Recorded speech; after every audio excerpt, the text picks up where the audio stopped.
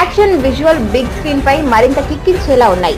Pawan Kalyan look, body language, dialogue delivery ఇలా అన్ని కలిపి ఒక పవర్ఫుల్ యోధుడిగా తెరపై నిండుగా కనిపిస్తారని తెలుస్తోంది. అంది వచ్చేసింది అనే ఒక్క డైలాగ్ అభిమానుల్లో గూస్ బంప్స్ కలిగిస్తోంది.